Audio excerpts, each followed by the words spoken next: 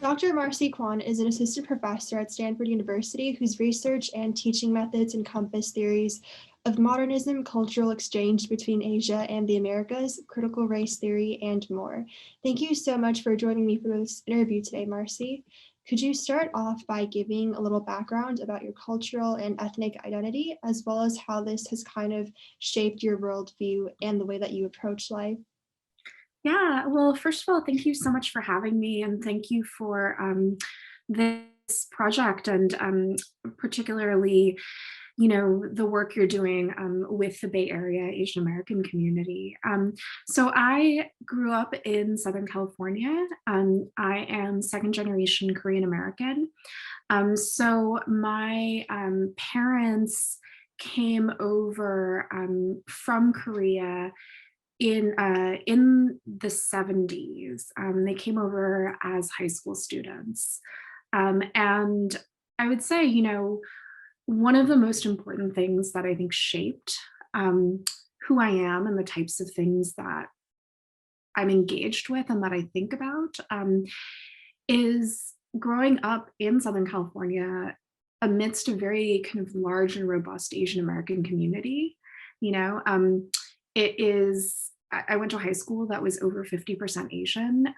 And it was there where, I was able to just live the fact that, Asian Americans are incredibly different from each other. We have many different experiences, ethnic backgrounds, histories, immigration statuses.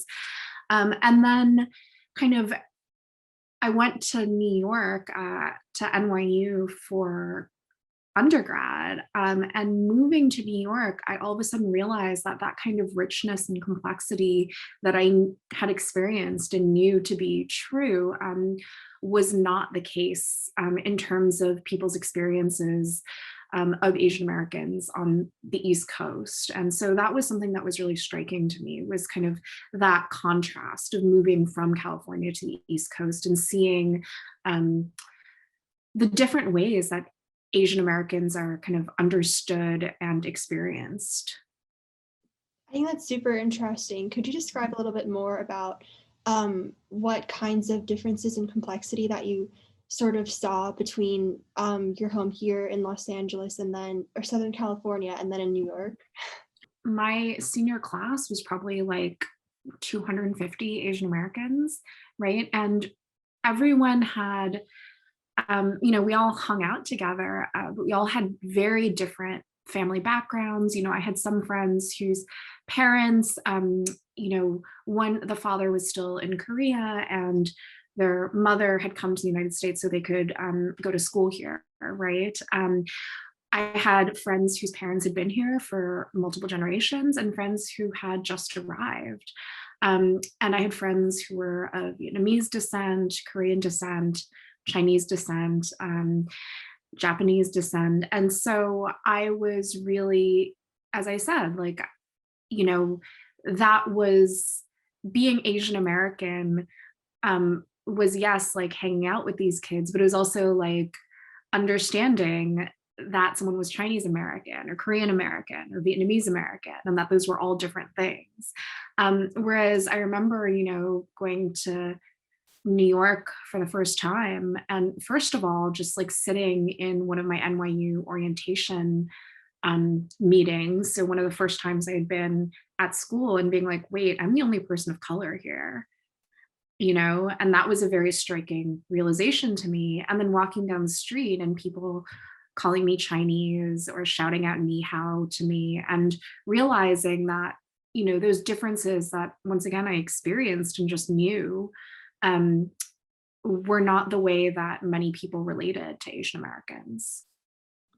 For those who are not really familiar with the area of art history, could you briefly describe the significance of this field to you and what made you choose to study art history?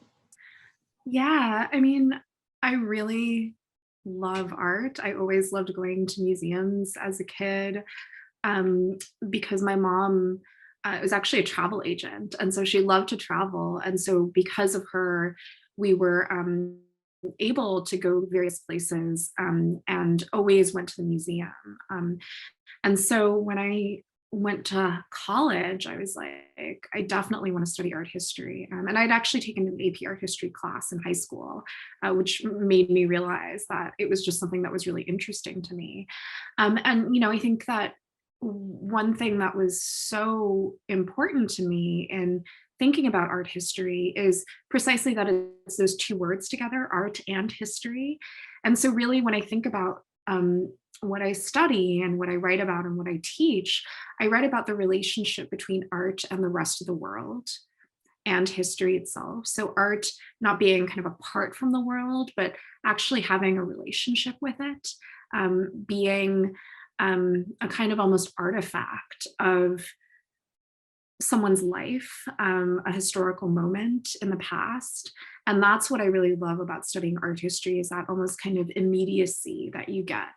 Um, and I also, for me, it is a place, although that, there isn't a lot of attention, kind of scholarly attention or in museums paid to Asian American artists, it's a place where I realized that there were so many Asian American artists who are working, and that there's a really rich and long history of Asian American artists.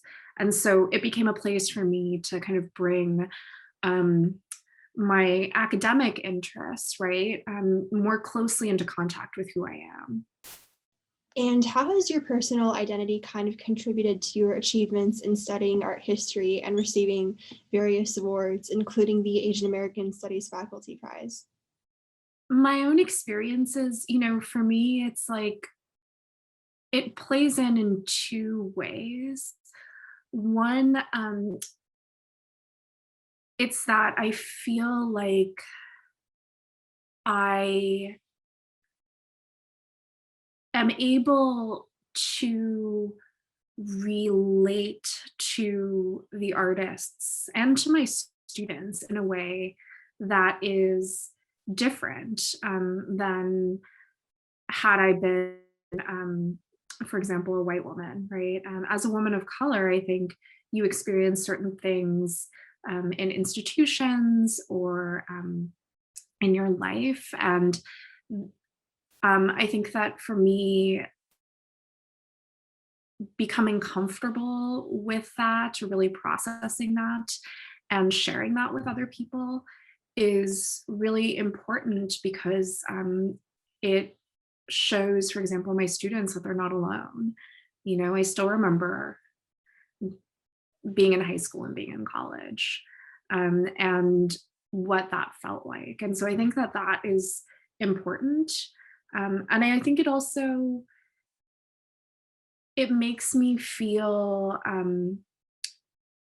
for me, history isn't something that is far away and distant, but it's something that I feel like I live. My grandparents are here. They moved to the States after the Korean War. Their very presence in South Korea is conditioned by histories of colonialism, of war, of the Cold War. And so their experiences have shaped who I am. And because of that, I realized that history is not something that's like distant or gone, but that is actually continues to shape the world around us and who I am as a person.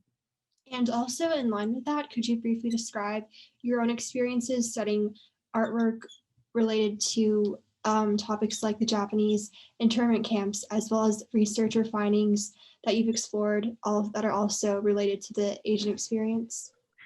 Yeah, I mean, I think one thing that's important to say, in writing about Japanese internment, for example, is that I'm not Japanese American, and that history and the histories of internment are really are very specific to a kind of Japanese American experience, right? And so even though I'm Asian American, there is a gap, right? And so what I would say is that, as I engage this history, I'm not only engaging the way kind of Asian Americans have been, the history of Asian Americans, but the specificities and the ways in which there are many histories underneath a single Asian American, right? And so that is something that really helps me kind of remember that when I'm going into these historical moments, they're histories that are both engaged with me, engaged with my experience, and not engaged with my experience, and so for me, it's important to one, remember that, and two, also to think about the ways in which things like legal structures, again, the war, kind of American, immediate kind of designation of Asians as foreign or as enemies, right, played into things like the incarceration of Japanese Americans. And so even though our histories are different, they're connected because we all live within this larger kind of white supremacist structure. And is there a kind of specific moment in your research or work that has resonated the most with you? And if so, could you please describe that moment? Yeah. So there's this artist named Martin Wong, who is a painter. He makes like these amazing, kind of fantastical, but also very kind of material and gritty images of New York City, but also of California. He just has like an incredible like iconography of work. And he is, I remember seeing those paintings in person for the first time, and he's a queer Chinese American. He grew up just outside of San Francisco, Chinatown. And I actually went to see a show of his work at the Bronx Museum right after I found out I'd be moving back to California from New York. And Martin is also someone who moved from Northern California to New York City and spent considerable amounts of time in both. He grew up outside of San Francisco, or in San Francisco, moved to New York, spent several years there, and then came back after he was diagnosed with AIDS. And just kind of seeing someone with a trajectory that was like mine, and seeing that work and realizing the visual detail, the wit, the humor, the bite, and just like the imagination was amazing to me. What do you feel like is one of the biggest realizations that you've kind of taken from teaching art and interacting with people who are also interested in pursuing careers and studying kind of the intersection of art with all these various other fields? I mean, first of all, I think I learn as much from my students as they do from me. Because again, we're all very different people and we have very different experiences. And so I think that's something that's really important, is that when students are willing to share, who they are, the things they're thinking about and engaging with, it helps me see the work differently. And that's something that I think that has been very important to me in studying Asian American art, is that realizing that experts aren't always who you think they are. They're not always the museum curators. They're not always even the professors. The experts on Asian American art are the people who knew these artists and their communities, and the people who engaged them and have been really taken on the mission of preserving and thinking about and writing about their work, even without kind of institutional legitimization. And so that's something that's been very important to me, is realizing that expertise isn't just in institutions, but it's in the places and the people that we come from. Kind of tying into that, what is one word of advice or a message that you would give to those who are also aspiring to pursue the same kind of research that you do? A piece of advice, wow. I would just say that to listen, to always listen, and to think about who you're writing for. You know, are you writing for academic audiences? Are you writing for the community? Like who is who are the people who are intended or that you feel most connected to in terms of doing this work and writing about it, or studying it? And that's something I would say is like, how does one, or that one should really, or perhaps there's no should, but that it's important to be very intentional about those things. And lastly, while you're definitely an inspiration to many, who is an inspiration to you? The first person who comes to mind is another art historian.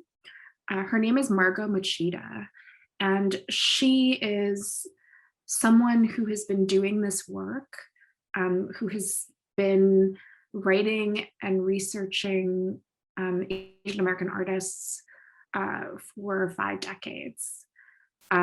She also went to NYU, actually. She had a very, we've actually talked about this recently. She had a very similar experience to me, where she grew up in Hawaii and then moved to New York and was like, wait a second, you know, this is very different than the way I experienced like being Asian in this country.